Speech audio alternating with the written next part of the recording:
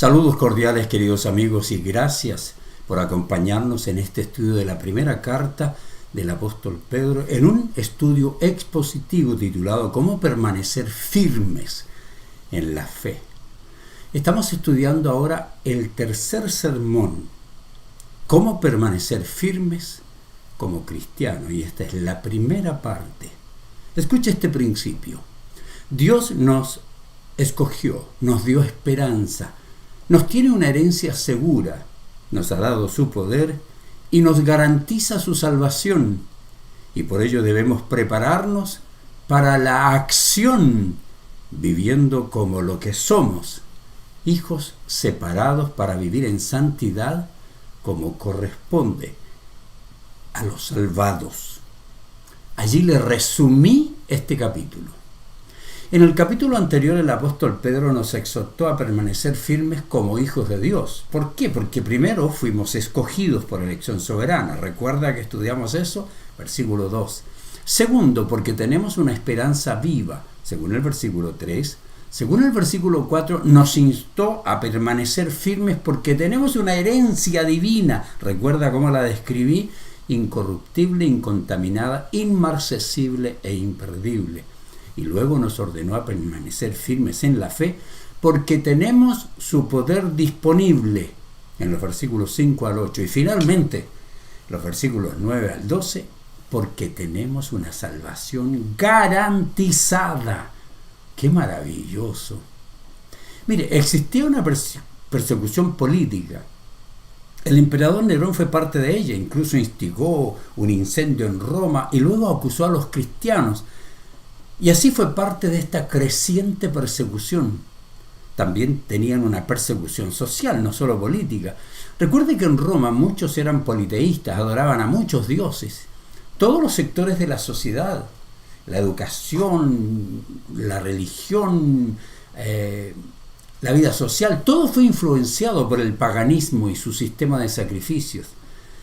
En la educación, por ejemplo, los hijos iban a las escuelas y recibían entrenamiento sobre adoración a dioses paganos, como hoy, queridos. Y no solo los adoraban, sino que estaban dispuestos ellos a defender sus deidades, y si usted no los adoraba, era perseguido. Este sistema pagano influenciaba todo, hasta el entretenimiento.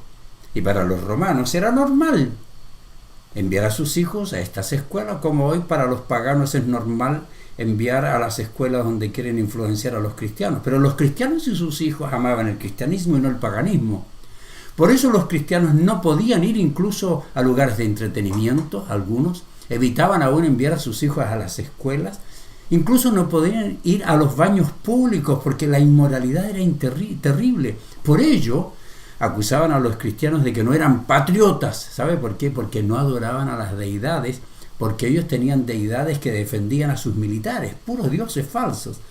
Los consideraban incluso ateos, porque no creían en sus deidades y las rechazaban y creían en un solo Dios. También los acusaban de caníbales, porque según ellos hablaban de comer el cuerpo de Cristo y beber la sangre de Cristo, porque no entendían la Santa Cena y asociaban lo que ellos hacían con sus deidades. Pero también acusaban a los cristianos, ¿sabe de qué? De relaciones incestuosas, porque entre ellos se llamaban hermanos, hermanas, y según ellos, entre hermanos se casaban.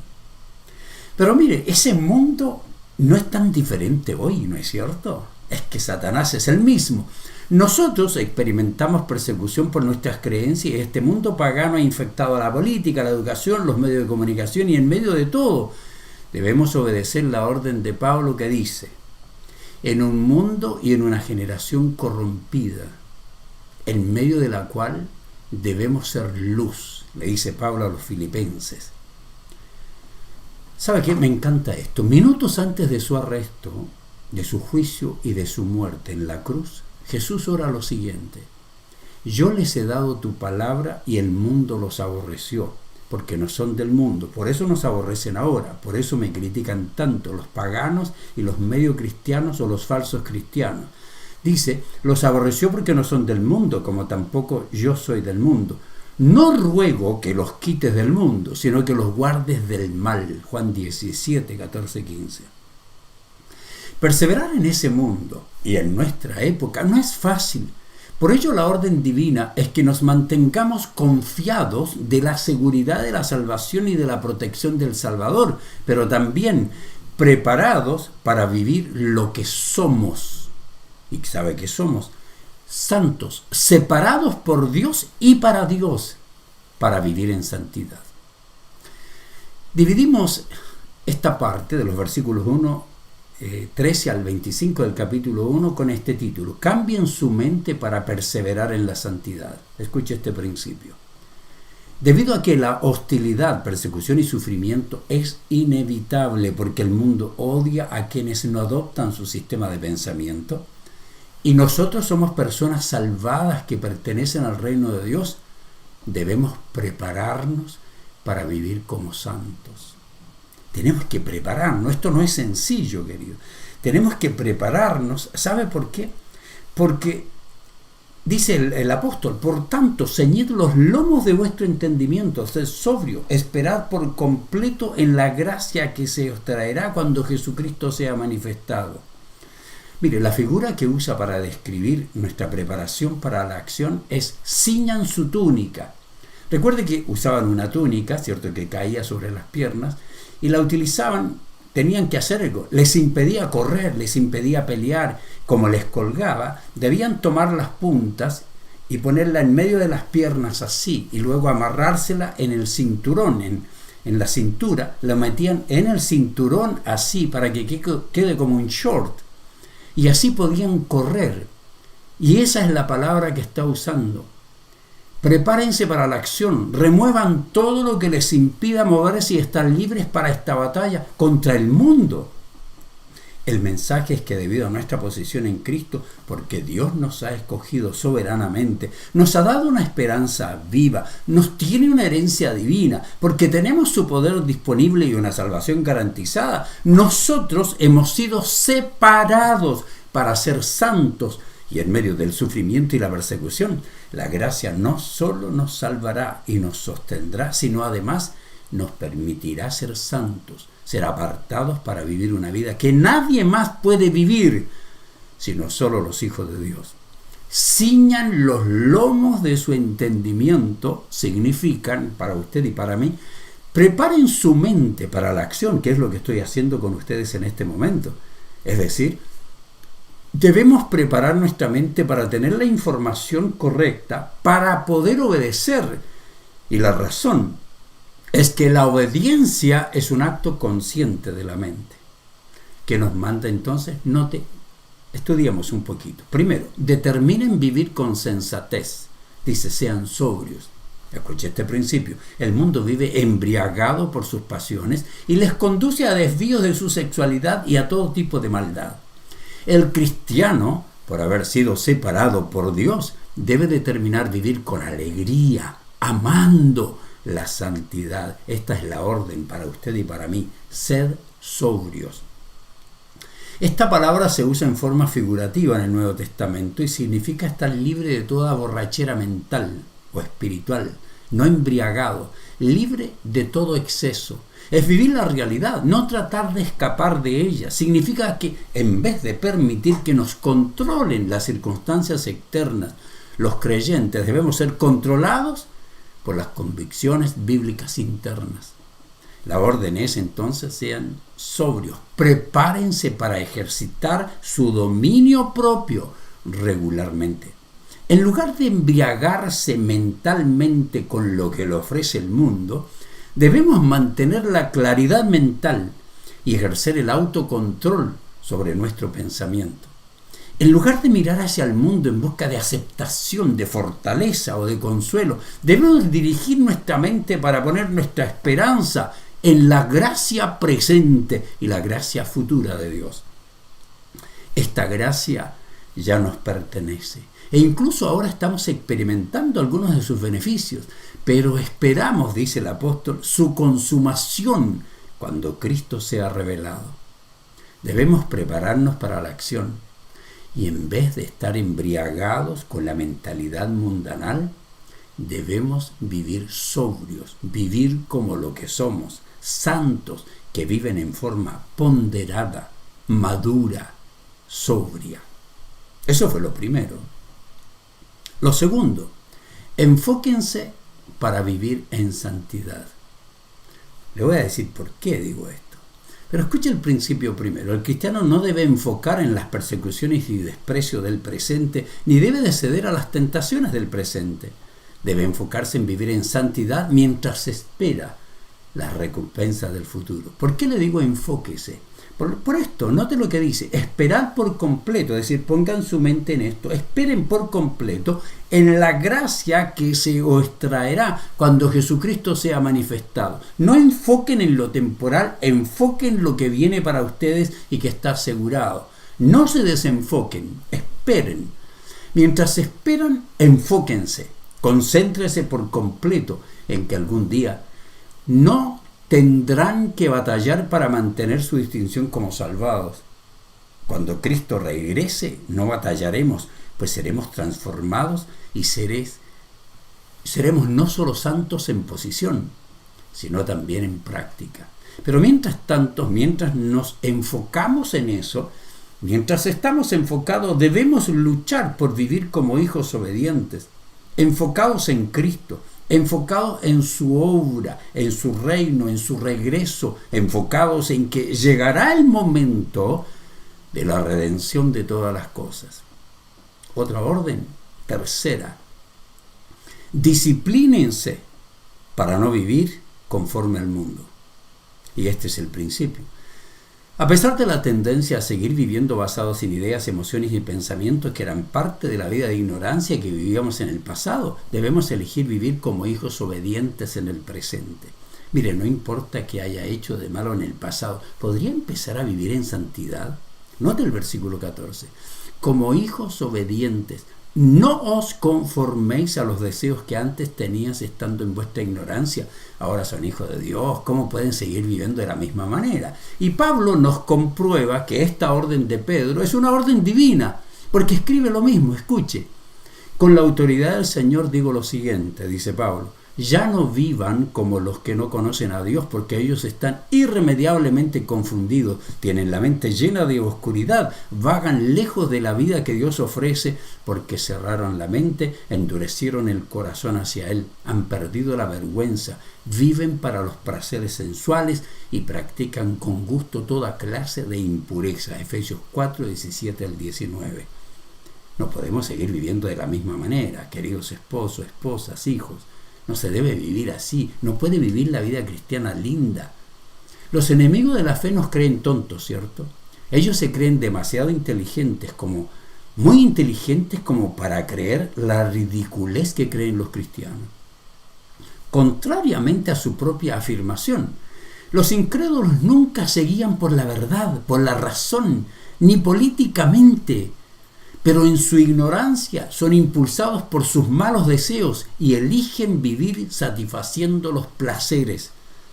Y Pedro nos describe como hijos obedientes que tenemos la obligación de disciplinarnos para ser buenos mayordomos de nuestra vida y no nos conformemos al mundo, sino que más bien disciplinadamente nos transformemos, sacando la antigua información y poniendo la enseñanza bíblica. ¿Para qué? Para que podamos conocer la voluntad de Dios. Si usted no recibe esta información, si no la empieza a utilizar, va a seguir viviendo de la misma manera en el pasado, va a destruir su matrimonio, va a destruir su vida. Lo más importante, tal vez nunca ha sido un cristiano. Otra orden, la cuarta, decídanse a imitar al Señor. Este principio, quien nos llamó es santo y nos separó para que en todas las áreas de la vida podamos vivir en santidad. Y por ello debemos obligarnos nosotros, amorosamente, a vivir santamente. Esto es lo que dice el apóstol, escuche. Sino como aquel que os llamó es santo, no vivan como vivían antes, sino como el que os llamó es santo, sed también vosotros santos en toda vuestra manera de vivir, en su sexualidad, en su matrimonio, en su empresa. Pedro dice, tenemos un Padre Santo que nos llama a ser santos porque Él soberanamente decidió llamarnos y separarnos. ¿Recuerda cómo separaban en la antigüedad utensilios, tierras, lugares? La declaraban santos. Los separaban para que sean separados para Dios. Eso es lo que dice. Nosotros hemos sido separados para Dios.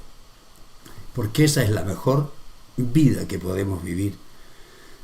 Santo significa estar separado, apartado para un propósito, y en este caso estar separado para la gloria de Dios, para la honra de Él. Al acto del matrimonio le llamamos santo matrimonio, porque en ese momento dos personas se separan de las demás para pertenecer una a la otra y formar una unión limpia y pura. Cuando estamos lejos de nuestras esposas, cuando estamos con ellas, somos llamados a ser santos. Somos separados para esa relación de santidad. Existe una seria diferencia entre la santidad real y las versiones falsas que hoy los progresistas que dicen ser cristianos dentro de la iglesia están introduciendo en ciertas congregaciones. Cuidado, queridos. Algunos creen y enfatizan una separación meramente externa del mundo. Es decir, esta persona es buena porque practica esta moralidad y bueno, no, eso no es todo. Solo no practicar cosas inmorales que practica el mundo no significa ser santo. La persona puede ser altamente moral, si no es cristiana no es santa. La segunda idea errónea es la que usan ellos en asociar a Jesús con los pecadores como una excusa para la mundanalidad. Pero Cristo estaba con los pecadores. Ellos dicen, no debemos condenar al pecador porque Cristo estuvo con prostitutas, con borrachos, con pecadores. Correcto, pero también los confrontó con sus pecados. Vete y no peques más. Pero la santidad no es solo tener una alta moralidad, esa la puede tener un no cristiano. Ni tampoco el amor es condonar el pecado, ese es el sentimiento. Las obras santas externas de un hijo de Dios las realiza porque Dios lo ha llamado, porque Dios lo ha separado y porque por su Espíritu Santo recibe la santificación y por la práctica de la palabra de Dios comienza a haber una transformación.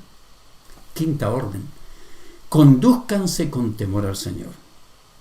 Escuche este principio. Los cristianos debemos amar tanto a Dios y ser tan íntimos con Él que no le tengamos miedo, sino que aprendamos a sufrir cuando hacemos algo que le hace sufrir y a gozar cuando hacemos algo que sabemos que a nuestro Dios que amamos le va a agradar. ¿De dónde saco esto? De esto, escuche. Si invocáis por Padre, versículo 17, a aquel que sin excepción de personas juzga según la obra de cada uno, conducíos en temor todo el tiempo de vuestra peregrinación. Es decir, debido a todo lo que son, debido a su nueva vida, debido a que ya no viven en la ignorancia, deben vivir con temor a Dios. No es miedo a Dios, sino la determinación de tener una intimidad tan cercana con el Señor que llegan a ser tan íntimos que tienen dolor cuando hacen algo que duela a Dios y se alegran cuando hacen algo que le alegra a Dios. Esta vida es linda, querido. Mire, deje de vivir una vida hipócrita y aprenda a vivir esta vida cristiana extraordinaria. Su conexión íntima con Dios le hace ser sensible a lo que Dios anhela y lo que Dios demanda. Los cristianos no deben temer la condenación final, pero no significa que todo sentimiento de temor deba ser eliminado.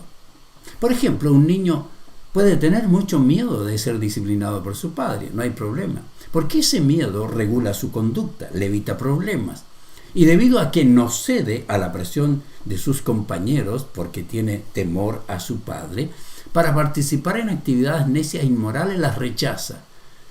Pero podría volverse un extraño para quienes lo rodean. Otros podrían burlarse de él o incluso condenarlo al ostracismo. Es posible que se sienta presionado, pero aún así tiene temor de fallar y por ello tiene más valor para resistir sus tentaciones. Este miedo no es un mero respeto por su padre, sino que tiene una verdadera sensación de temor a la posibilidad de ser disciplinado, no de ser eliminado como hijo.